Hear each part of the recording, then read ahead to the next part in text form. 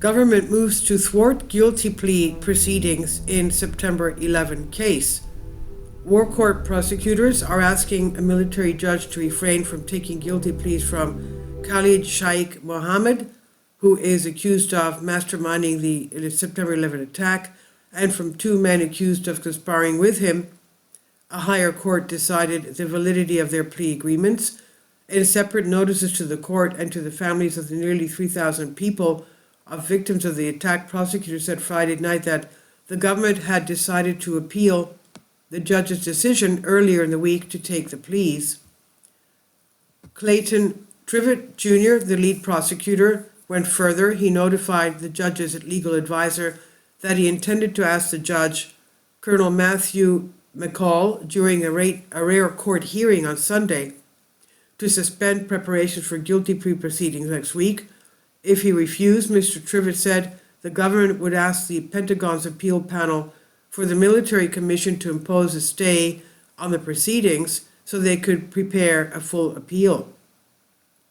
The development was the latest to whipsaw its September 11 family members, who have responded emotionally to the settlement that was reached on July 31st, undone on August 2nd, and reinstated this week.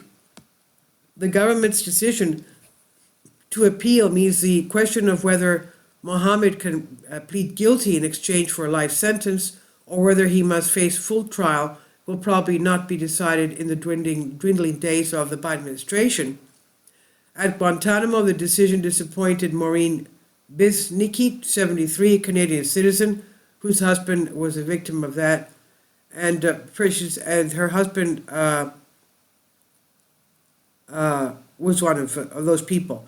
Mr. Thwart's notice to the court said the government would ask the U.S. Court of Military Commission Review, a panel of presidential appointees, to decide whether Defense Secretary Lloyd Austin had lawfully overturned the plea deal in August.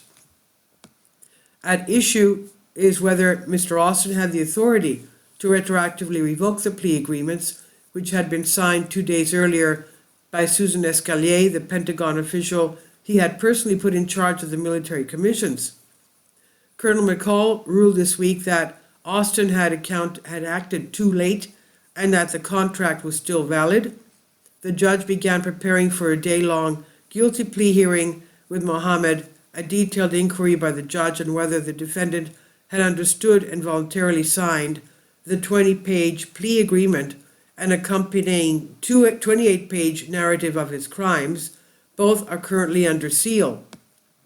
Colonel McCall also said he would then hold separate hearings with Walid bin Attash and Mustafa al-Hawsawi, two other defendants of September 11. The senior administration official who spoke about internal legal deliberations on condition of anonymity said the White House had not been consulted and had not weighed in on the decision to appeal, adding it was Austin's call. Pentagon officials declined on Saturday to say whether Austin had personally ordered the appeal or whether he had consulted with case prosecutors, the lawyers who reached the plea settlement after more than 2 years of negotiations, who wrote to the families in July that it was their collective reasoned and good faith judgment that this resolution is the best path to finality and justice in the case. Anthony Romero, executive director of the ACLU, said Austin had squandered the Biden administration's opportunity to resolve the September 11 cases and ensure accountability and finality for the crimes. This is by New York Times on DNYUZ. Please leave your comments and thank you for your support. Please support my Patreon account.